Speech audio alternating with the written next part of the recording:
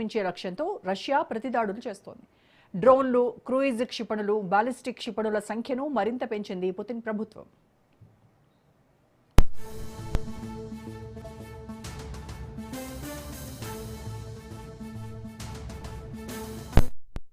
ఇక నాటో శిఖరాగ్ర సమావేశంలో అమెరికా అధ్యక్షుడు ట్రంప్ చేసిన కామెంట్లు ఉత్కంఠ రేపుతున్నాయి. సొంత గడ్డపై పేట్రియాట్ ఇంటర్సెప్టర్లను తయారు చేసుకోవడానికి అనుమతిస్తామనడంతో జెలెన్స్కీలో ఆశలు చిగురించాయి. దీంతో పరిస్థితి ఇలాగే కొనసాగితే భవిష్యత్తులో భారీ మూల్యం తప్పదు అంటున్నారు విశ్లేషకులు.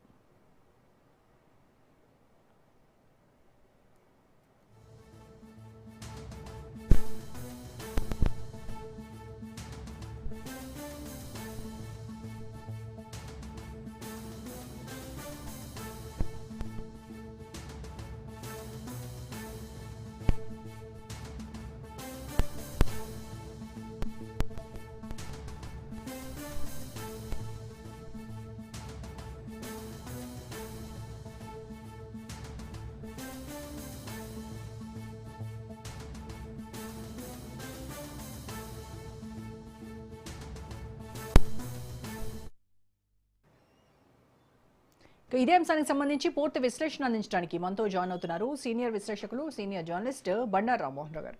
రామ్మోహన్ రావు గారు, నమస్కారం సార్. నమస్కారం రోజు గారు. రామ్మోహన్ గారు, రష్యా పార్లమెంటరీ ఎన్నికల తర్వాత సెప్టెంబర్ చివరిలో దాదాపుగా 5 లక్షల మంది కొత్త ఫైటర్లను రంగంలోకి దించాలని పుతిన్ వేస్తున్నటువంటి మాస్టర్ ప్లాన్ ఈ యుద్ధ రూపురేఖలను ఏ విధంగా మార్చబోతుందంటారు? రోజు గారు, మీకు రాజ్ న్యూస్ ప్రేక్షకులు నమస్కారం. చాలా పెద్ద విధ్వంసంలో జరుగుతారు. ఎందుకంటే సరిగ్గా 4.5 సంవత్సరాల క్రితం ఫిబ్రవరి 2022 యుద్ధం మొదలైనప్పుడు రోజా గారు మనందరం అనుకుంది ఏంటంటే రష్యా చాలా శక్తివంతమైన దేశం, ఒక వారం 10 రోజులు అయిపోతుంది అనుకుంటారు. నేను అప్పుడు ఒక జోక్ కూడా చేశాను. ఏమనంటే దగ్గు పడిషం జలుబు పడితే మందులు వాడితే 7 రోజులు, మందులు వాడకపోతే వారం రోజులు అయిపోద్దని. అట్లాగే మరి ఉక్రెయిన్కు అటు పక్కన అమెరికా, ఇతర యూరోపియన్ దేశాలు సహాయం చేయడం వల్ల ఈ యుద్ధం 4.5 సంవత్సరాలుగా తెగడం జరిగింది. దాదాపు రెండవ ప్రపంచ యుద్ధం తర్వాత ఇన్ని రోజులు ఉధృతంగా సాగుతున్న యుద్ధం చూస్తే ఇది అనిపిస్తుంది నాకైతే. సరే, అమెరికా ఇరాన్ యుద్ధం ఉన్నా కూడా దీర్ఘకాలికంగా సాగుతున్న యుద్ధం. ఇందులో 2-3 ఫ్యాక్టర్స్ కనపడుతున్నాయి. ఎవరు కరెక్ట్ అని పక్కన పెడితే అసలు యుద్ధం మొదలైంది 2022 ఫిబ్రవరి 24 కానీ అంతకుముందు చూస్తే 10 ఏళ్ల క్రితమే ఉక్రెయిన్ మీద దాడి చేసి రష్యా దాదాపు కీవ్ నగరంతో పాటు ఒక 20% భూభాగాన్ని అప్పుడే కొన్ని నగరాలను ఆక్రమించుకున్నాడు. 10 ఏళ్ల తర్వాత ఒక పెద్ద షాక్ ఏం దొరికిందంటే, ఏదైతే ఈ ఉక్రెయిన్ మన దేశం మనకు నాటో కూటమిలో చేరుతుంటే తన పక్కలో బలిలాగా తయారవుతుందనే ఒక సాకుతోని పెద్ద ఎత్తున రష్యా దాడి చేసింది. ఆ దాడి కొనసాగుతూనే ఉన్నది. ఇటుపక్క అటుపక్క 10 రోజులు అయిపోతుంది అనుకుంటే ఉక్రెయిన్ కు ఆర్థిక సహాయం రకరకాల సహాయం చేయడం వల్ల అమెరికా అట్లా ఇతర దేశాలు ఇప్పుడు దాకా కొనసాగు. కానీ అమెరికా అధ్యక్షుడిగా ట్రంప్ వచ్చిన తర్వాత యుద్ధ రూపురేఖలు గమ్మత్తుగా మారిపోయాయి. అంతకుముందేమో మంచి చెడ్డో జో బైడెన్ ఉన్నప్పుడు పూర్తి స్థాయిలో దాదాపు $20 మిలియన్ రకరకాల సహాయం చేయడం వాళ్ళకి, తర్వాత ప్రపంచ బ్యాంకుతో కూడా అప్పు ఇప్పించడం, అట్లానే యూరోపియన్ దేశాలతో ముఖ్యంగా IMF తోని కూడా అప్పు ఇప్పించడం ఇవన్నీ చూస్తే మంచి సహాయం చేసింది. కానీ ట్రంప్ వచ్చిన తర్వాత యుద్ధాన్ని నేనే ముగిస్తాను అని మొదలుపెట్టి కొనసాగించే ప్రయత్నం చూస్తున్నాను. కనుక ఈ యుద్ధం ఎప్పుడైతే రావడం లేదు.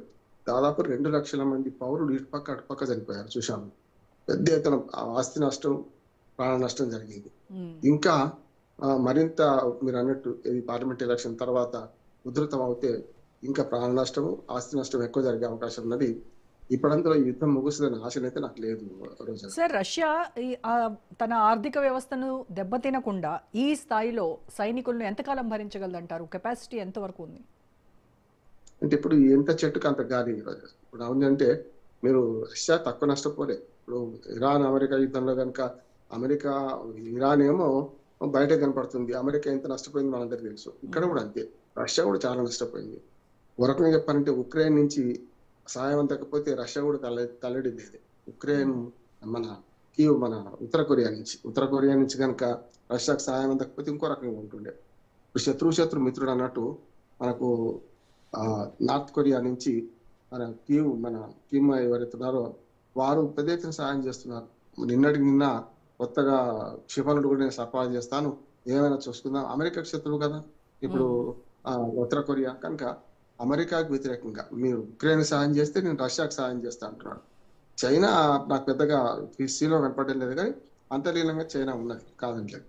కానీ ఉక్రెయిన్ కు రెండు రకాల సహాయం అందుతుంది. ఒకటేమో నాటో కుటుంబ దేశాలతో అమెరికాతో ప్రత్యక్షంగా అంటే సైనిక సాయంతో పాటు మన ఏమన్నా సైనిక పాఠవాల మన ఆయుధాలతో పాటు ఆర్థికంగా అప్పిచ్చినా సరే సాయం చేస్తుంది. దాంతో పాటు ఇంకొన్ని కూడా ఉన్నాయి. ఏంటంటే సాంకేతికంగా అంటే రష్యా బాంబులు ఎట్లా దాడి చేస్తాయి, రష్యా శిబిరాలు ఎట్లా దాడి చేస్తాయి, సాంకేతికంగా ఆ సాయం వల్ల ఇప్పటికి కూడా ఉక్రెయిన్ లో ఆ 20% భూభాగం దాటి ఇంకా ముందుకెళ్లే పరిస్థితి వచ్చింది రష్యాకు. కనుక అక్కడ ఆగింది. ఇప్పుడు రష్యా ఏమంటుందంటే 20% భూభాగం నాదే, నేను గతంలో ఆక్రమించుకున్న నగరంతో పాటు 2014లో ఆక్రమించుకున్న దాంతో పాటు మిగతా అంతా నాదే, ఇక్కడికి ఆగితే ఆగుదాం అంటుంది.